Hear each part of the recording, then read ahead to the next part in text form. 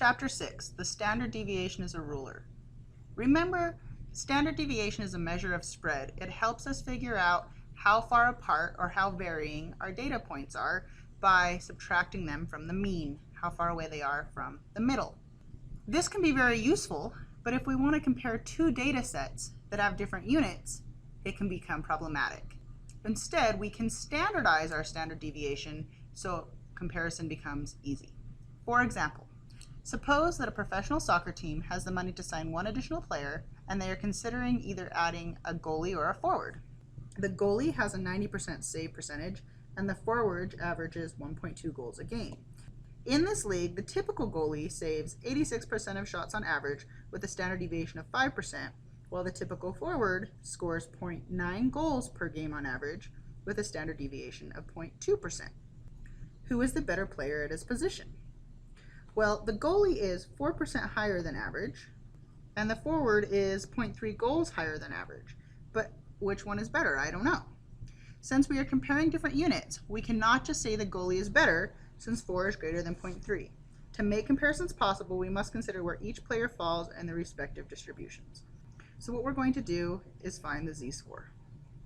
We're going to take the score of the goalie, 90%, minus the average score, 86, and divide that by the standard deviation of 5, and the z-score for the goalie is 0.8, or in other words, the goalie is 0.8 standard deviations above the average goalie score. The forward, then, we do the same thing. His average is 1.2 minus the whole team's average of 0.9 divided by the standard deviation of 0.2, and the forward is 1.5 standard deviations above the forward's means. The forward then appears to be better because he's 1.5 standard deviations above the average forward's mean, while the goalie is only 0.8 standard deviations above the average goalie mean. When we are using the standard deviation as a ruler to measure how far an observation is above or below the mean, we are using a standardized score or a z-score. Using standardized scores has many advantages. Since z-scores have no units, we can compare values that are measured on different scales with different units or from different populations. Here's another example. Suppose that the distribution of male heights has a mean of 69 inches with a standard deviation of 3, and the distribution of female heights has a mean of 64 inches with a standard deviation of 2.5. Who is taller, relatively speaking?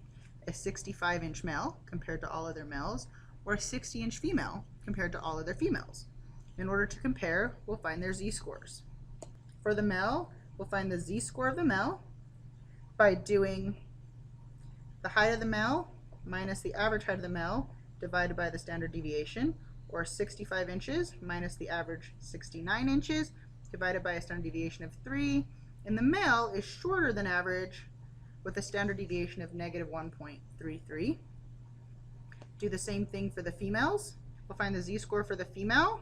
Again, take the female score, in this case 60, minus the average female, 64 inches, divided by the standard deviation of 2.5.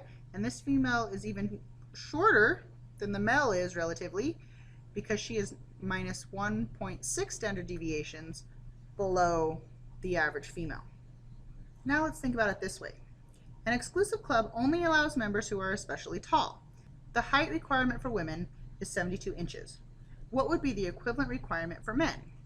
This case now, we're actually trying to find the man's score, or the value that goes right here. So first off, we need to find the woman's z-score. And we see that she was 72 inches minus the average woman divided by the standard deviation. And in order to be in this club, you must be 3.2 standard deviations above the average woman's height, which would be an outlier. Now, we're going to use that to find what the male would have to be. Take the z-score of the male. Well, we're looking to see what his height would have to be, minus the average male height divided by the standard deviation. And we need that actually to be 3.2. So it's the same requirement as the female. So we're going to go ahead and just ignore that. Times both sides by 3. X to the m minus 69 equals 9.6. Add 69 to both sides. And we see that the cutoff male score would be 78.6 inches in order for the male to be 3.2 standard deviations above the average male.